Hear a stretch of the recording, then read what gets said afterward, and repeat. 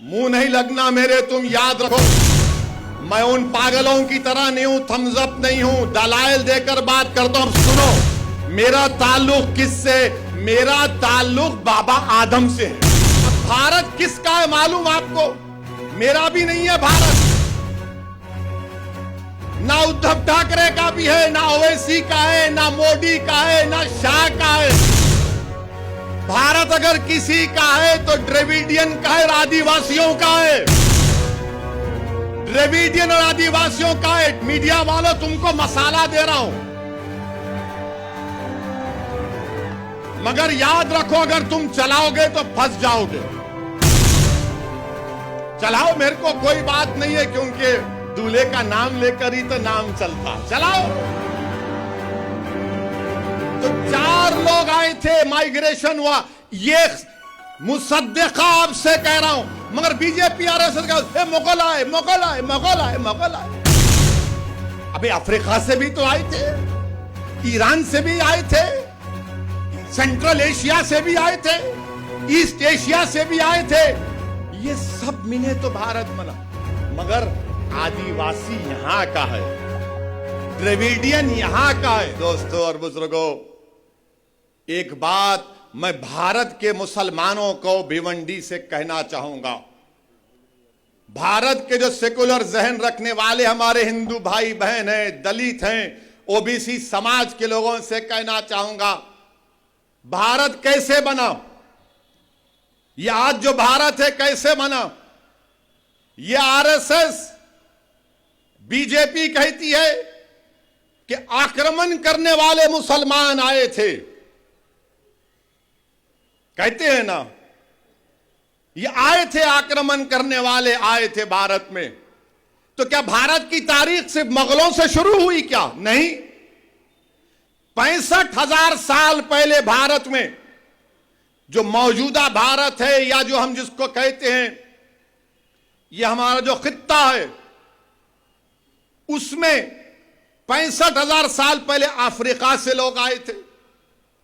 65,000 years ago, people from Africa came to India, Bharat of that time. फिर 45,000 साल पहले Iran से किसान आए थे। फिर उसके बाद मशरिकी एशिया से, ईस्ट एशिया से लोग आए। फिर उसके बाद से सेंट्रल एशिया, वस्ती एशिया से लोग आए, उनको आर्यन बोलते। तो 4 किस्म का माइग्रेशन हुआ, अफ्रीका से, ईरान से, और तीसरा हुआ मशरिकी एशिया से, जिसको स्टेप्स पैस्टोरलिस कहते हैं, और चौथा वस्ती एशिया से, जिनको आर्यन कहते हैं। ये 4 आए तो भारत बना। अब भारत किसका है मालूम आपको? मेरा भी नहीं है भारत, ना उद्धव ठाकरे का भी है, ना ओवैसी का है, ना मोदी का है, ना शाह का है। भारत अगर किसी का है तो द्रविडियन का है, आदिवासियों का है। द्रविडियन और आदिवासियों का है। मीडिया वालों, तुमको मसाला दे रहा हूं, मगर याद रखो, अगर तुम चलाओगे तो फंस जाओगे। चलाओ, मेरे को कोई बात नहीं है, क्योंकि दूल्हे का नाम लेकर ही तो नाम चलता है। चलाओ। तो 4 लोग आए थे, माइग्रेशन हुआ। ये मुसद्दिका आपसे कह रहा हूं, मगर बीजेपी आरएसएस का मुगल आए, मुगल आए, मुगल आए, मुगल आए। अबे अफ्रीका से भी तो आए थे, ईरान से भी आए थे, सेंट्रल एशिया से भी आए थे, ईस्ट एशिया से भी आए थे। ये सब मिले तो भारत बना, मगर आदिवासी यहां का है, द्रविडियन यहां का है। ये आर्यंस आए थे 4,000 साल पहले। अच्छा, अब हैरत की बात यह है कि जब मैं ज्ञानवापी मस्जिद के बारे में कहा कि बाबरी मस्जिद की तरह इसको छीनने की कोशिश की जा रही है, तो सोशल मीडिया पर संघ परिवार के लोगों ने कह दिया, ए ओवैसी तो इसके पूर्वज ब्राह्मण थे। मेरे बाबा का नाम सुल्तान सलाहुद्दीन ओवैसी, दादा का नाम अब्दुल वाहिद ओवैसी, दादा के बाबा का नाम इस्माइल ओवैसी, और भी जा सकता हूं। नहीं, ये ब्राह्मण थे।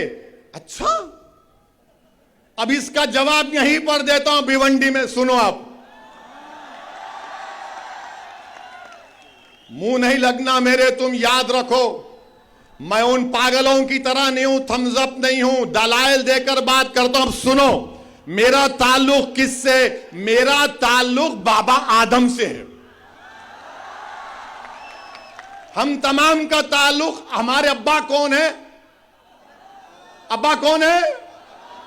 हमारे अब्बा कौन है? बाबा, हमारे अब्बा आदम है। और जब अल्लाह ने हजरत आदम को हमारी अम्मा के साथ दुनिया में भिजाया तो अब्बा ने क्या कदम रखा मालूम? भारत में। तो ये मेरी बाप की जमीन हुई। अब बाप की जमीन से औलाद का कोई हक छीन सकता? छीन सकता? अब्बा, अल्लाह भी जाया तो बोले भारत में आ गए, एक कदम यहीं रखा, अब्बा की जमीन है। अबे तू मेरे को कहां मिला रहा जाके? मेरा ताल्लुक अब्बा आदम से है प्यारे। मगर जब तुमने ब्राह्मण कहा तो क्या यह बात सच नहीं है कि बाल गंगाधर तिलक जो भारत की आजादी में बहुत बड़ा अदा किए, मुजाहिद आजादी है, क्या उन्होंने नहीं कहा था कि आर्यन लोग आर्कटिक से आए थे? आर्कटिक, उन्होंने कहा था यह बात। अब बताओ इस पे क्या बोलेंगे?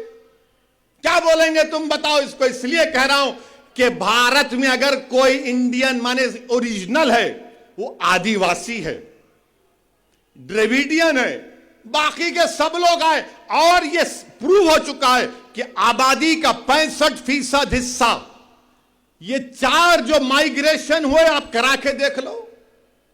मगर बीजेपी संघ क्या बोलेगी, शिवसेना भी, ए सब मुगल आए, मुगल आए। हां ठीक है, मुगल आए तो पेट्रोल बढ़ गया, मुगल आए तो डीजल बढ़ गया, मुगल की वजह से बेरोजगारी बढ़ गई, मुगलों की वजह से इन्फ्लेशन है, मुगलों की वजह से स्टॉक एक्सचेंज में हमारे FIS